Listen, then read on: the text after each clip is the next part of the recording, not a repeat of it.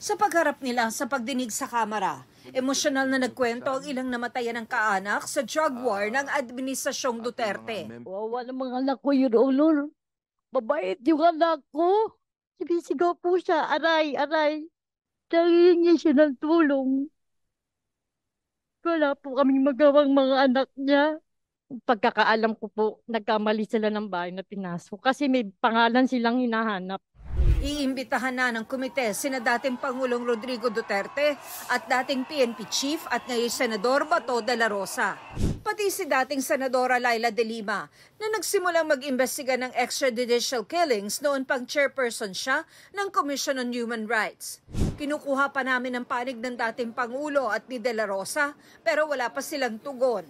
Ang dating Pangulo, plano raw tumakbo sa pagkasenador ayon kay Vice President Sara Duterte. Gayon din ang mga kapatid niya na sina Davao City 1st District Representative Paulo Duterte at Davao City Mayor Sebastian Duterte.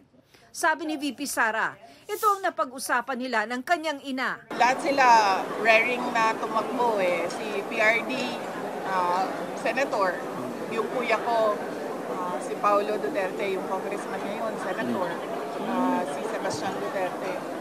At ang napag-uusapan daw nilang tatakbo bilang presidente sa 2028 elections. Ang ingon sa ko ang mama nga kung mahmod ko no, gagano presidente. Si VP Sara naman, posible umanong bumalik bilang alkalde sa Davao City. Ang ingon sa ko ang mama, magbalik daw ko sa Davao nga mayor. Kailan ka babalik sa Davao, mayor? Pag-uusapan namin. Tila iniwasan naman ng bise ang tanong kung siya na ba ang mukha ng bagong oposisyon, gaya ng sinabi ng dating opisyal ng Duterte administration. In effect, political opposition na yun. Sa ngayon, sir, nakatutok tayo sa transition ng Department of Education from me to the new secretary, and after that, pag-uusapan namin sa Office of the Vice President, paano pa hanapin yung mga underserved communities natin para magsuporta kami sa iba't ibang opisina ng gobyerno para pagbigay ng mga proyekto.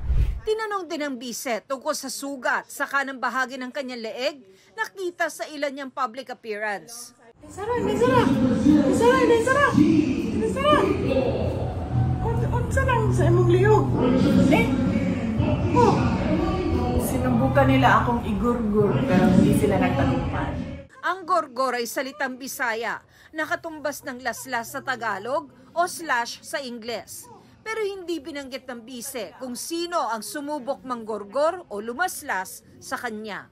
Tinanong ako kung ano yung sugat na nasa leeg ko at sinabi ko na sinubukan nila akong igurgur pero hindi sila nagtagumpay. Sino ba yung sinabi ko? Silang lahat. Para sa GMA Integrated News, ako si Tina Panganiban Perez, ang inyong saksi.